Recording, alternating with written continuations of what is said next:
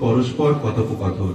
পরম গুরু ভগবান শ্রীকৃষ্ণ তার সখা ও শিষ্য অর্জুনকে তথা বিশ্ববাসীর উদ্দেশ্যে শ্রীমদ্ ভগবত গীতা জ্ঞান প্রদান করেন।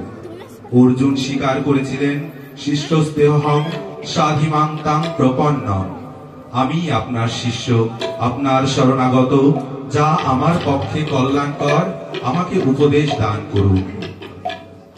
ভগবান শ্রীকৃষ্ণ বলেছেন, যখনই ধর্মের অধঃপতন হয় এবং অধর্ম বেড়ে যায়, তখন আমি নিজেকে প্রকাশ করে অবতীর্ণ হই, দুষ্কৃতকারীদের বিনাশ এবং সাধুদের পরিত্রাণ করে ধর্ম সংস্থাপন করি।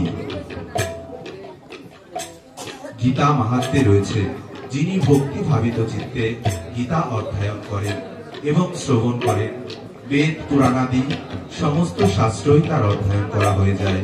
কারণ সকল ধর্মগ্রন্থের সারই হচ্ছে শ্রীমদ্ ভগবত গীতা। আজ আমরা সবাই সম্মিলিত ভাবে শতাধিক কণ্ঠে ভগবান শ্রীকৃষ্ণের অমৃত বাণী পাঠ ও শ্রবণ করব। এখন আমরা সকলে ভক্তি সহকারে শ্রী গুরুদেবকে, শ্রী ভগবান শ্রীকৃষ্ণ, শ্রীমতী রাধারানী এবং বৈষ্ণবগণকে প্রণাম জানিয়ে পঞ্চতত্ত্বের জয়ধ্বনি দিয়ে শ্রীমদ্ ভগবত গীতায় প্রবেশ করি। হরে কৃষ্ণ।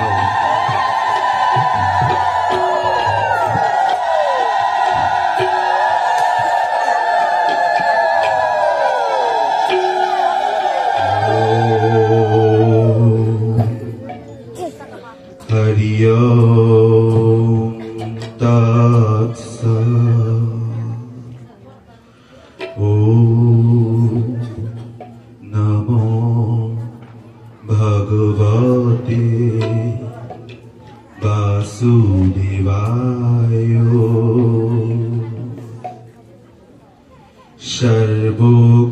সর্বকর্মফলম অর্পণম ভগবান শ্রীকৃষ্ণম। গুরু ব্রহ্মা গুরু